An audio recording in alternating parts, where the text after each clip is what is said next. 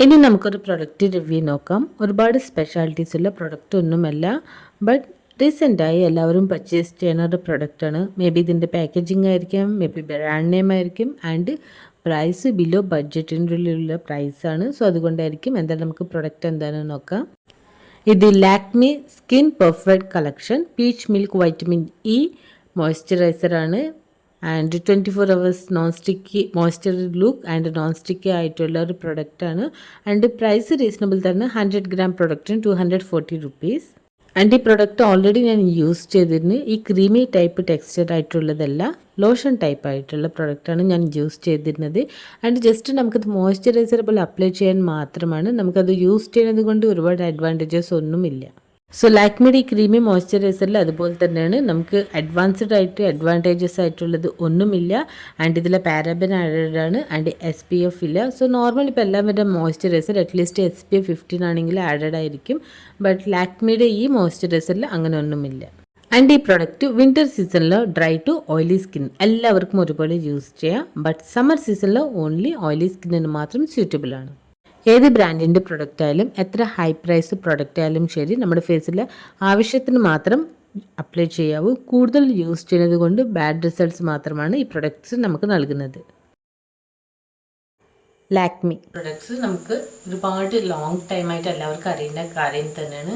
But Lakme ചെറിയ ചെറിയ changes വരുത്താറുണ്ട്.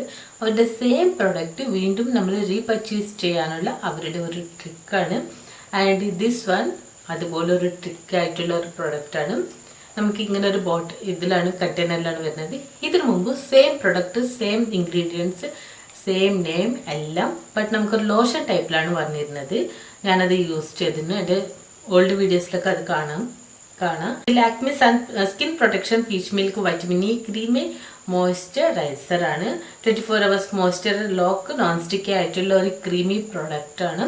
ഒരു വ്യത്യാസവും ഇല്ല. ലോഷൻ കൺസിസ്റ്റൻസിയിലാണ് വന്നത്. ഇതൊരു കുറച്ച് ക്രീമി ടൈപ്പ് പ്രൊഡക്റ്റാണ്. ആൻഡ് പ്രൊഡക്റ്റ് ഡിഫറെൻ്റ് ആണ് മാത്രം. പ്രൊഡക്റ്റിൻ്റെ outer packaging, that one is bottle and this one is container, അത്ര മാത്രം.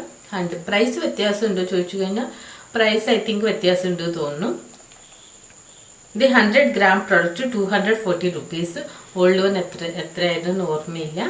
ആൻഡ് ഇതാണ് നമ്മുടെ പ്രൊഡക്റ്റ്.